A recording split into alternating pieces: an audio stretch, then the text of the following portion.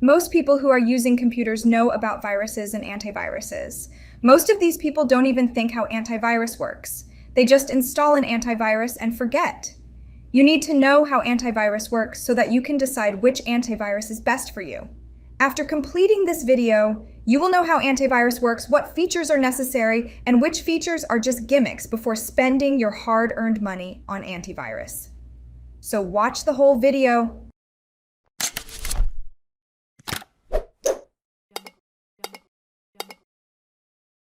The antivirus is a special program whose task is to identify and prevent malicious software before they execute in your system.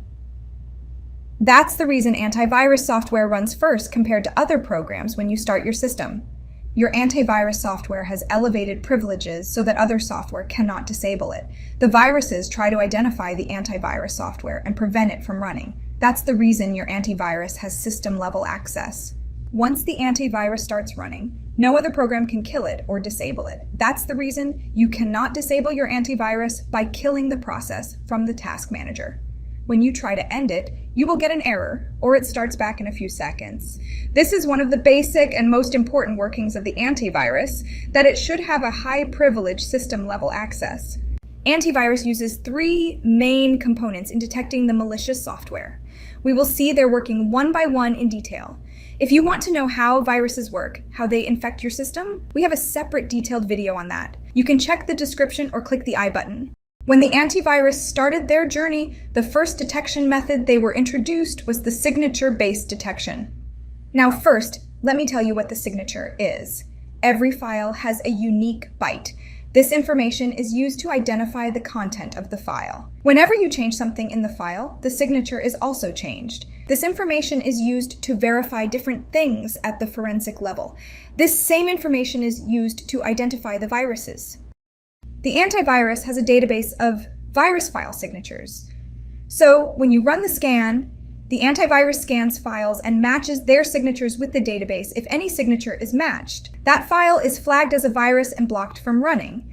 Also, whenever a new file is downloaded and executed in the system, antivirus matches its signature with the database. And if the file signature is matched, antivirus doesn't let it run. The security experts at your antivirus company keep updating this database by adding new signatures of viruses. That's why your antivirus must update the signature database using the internet. Now the antivirus was efficient in detecting the viruses up until now, but as the number of computer users increases with time, viruses also increase. Cybercriminals started developing viruses more aggressively. Now with the increase of viruses, it becomes extremely difficult for antivirus to keep track of all viruses' signatures. Also, cybercriminals started building viruses that can rewrite its code and become completely new virus. This kind of virus cannot be detected with signature-based detection. That's where the need to find other advanced detection methods comes into the picture. Now the antivirus started using the heuristic approach to catch the malicious software. Heuristic detection is when an antivirus analyzes the behavior of a running program, and if they take any action that matches with the set virus action, the antivirus blocks that threat.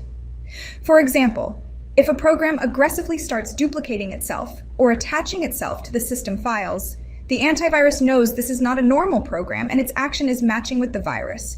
That's when the antivirus blocks this program. Now the problem is by the time the antivirus detects it and blocks it, virus has done some damage to the PC. So the security experts have designed a virtual environment called Sandbox. The antivirus first runs the program in this virtual environment separate from your actual operating system files. Then it analyzes the actions of the program. If the action is matched with malware, it is blocked from running. This way, virus cannot damage the actual files on your system. Now, after all these detection methods, it seems that no virus can get away from antivirus. However, this isn't true. Cybercriminals also know the working methods of the antivirus. They can simply put a delay function in the virus that won't start the malicious actions for some time, 1 hour, 2 hours, or any time. The antivirus program cannot wait for that long to analyze the behavior. It has only a few seconds to test the program in the sandbox. Otherwise, users will think the antivirus is slowing down their PC. It has to analyze the behavior of the program within a few seconds and decide whether to run it or block it. If the virus has the delay function, the antivirus will simply allow the virus to run. Now, after a few hours, the virus will execute its malicious task, fooling your antivirus. So we have learned the detection methods of antivirus and also why they are not sufficient. But that doesn't mean that you don't need an antivirus. Not all viruses have this kind of smart coding. Viruses that can fool all the detection methods of your antivirus are not very common. They are designed to infiltrate specific networks or environments. So unless you are being targeted by some anonymous gang of hackers, your antivirus is good enough to block the normal viruses causing havoc on the internet. That's the reason you need to have a good antivirus that has these detection methods. But that doesn't certainly mean that you are fully protected. You still have to follow some common sense. We know that the viruses cannot act on their own. They need some kind of user interaction. The malware needs you to click on it, download it, and execute it on your system. So if you follow some basic caution, you can stay protected. So let's see what to do and what not to stay away from viruses. The first basic thing you should do is to regularly install updates on your PC. You need to make sure all your software is up to date. Whenever software developers detect vulnerabilities in their software, they release patches to fix them. If you don't install these updates, viruses can take advantage of these vulnerabilities and infect your PC. Install a reputed anti-malware and keep it updated. It will protect you from most viruses floating around. While browsing the internet, do not click on links that seem suspicious. Do not visit websites that have shady content. Websites that have pirated software or content are the prime source of the malware, so stay away from them. Another caution you need to follow is the emails and social media messages.